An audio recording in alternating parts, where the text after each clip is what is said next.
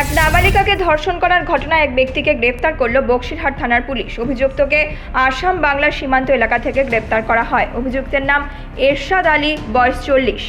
Police সূত্রে জানা গিয়েছে, গত 10ই আগস্ট তুফানগঞ্জ 2 নং ব্লকের বক্সিরহাট থানার অন্তর্গত এলাকায় টিউশন থেকে ফেরার পথে ওই নাবালিকাকে একটি গাড়িতে করে তাকে নিয়ে গিয়ে ধর্ষণ করে অভিযুক্ত।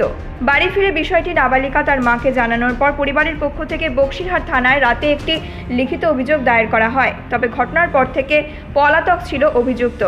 শুক্রবার সকালে তাকে আসাম বাংলা সীমান্ত এলাকা থেকে গ্রেপ্তার করে বক্সিরহাট থানার পুলিশ। ঘটনায় তুফানগঞ্জ মহকুমা পুলিশ আধিকারিক আইপিএস বৈভব বাঙ্গার জানান, 10 तारीख को एक हमें सूचना मिली थी कि एक पॉक्सो केस हुआ है। उस सूचना मिलते ही हमने तुरंत वहाँ पर टीम भेजी।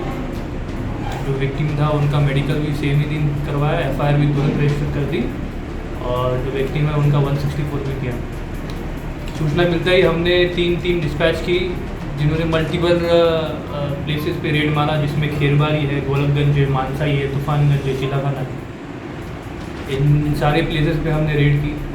फिर बाद में आज एक जो हमारे सब इंस्पेक्टर है राम कुमार रॉय, उनके एक सीक्रेट सोर्स ने उन्हें इन्फॉर्मेशन दी है कि आसामी इसी जगह पर है। वो इन्फॉर्मेशन मिलते ही हमने तुरंत एक टीम डिस्पैच की और आसामी को आसाम बंगाल बॉर्डर के पास में ही उसको पकड़ लिया और पुलिस स्टेशन में लेके आ गई। Bureau report, news metro.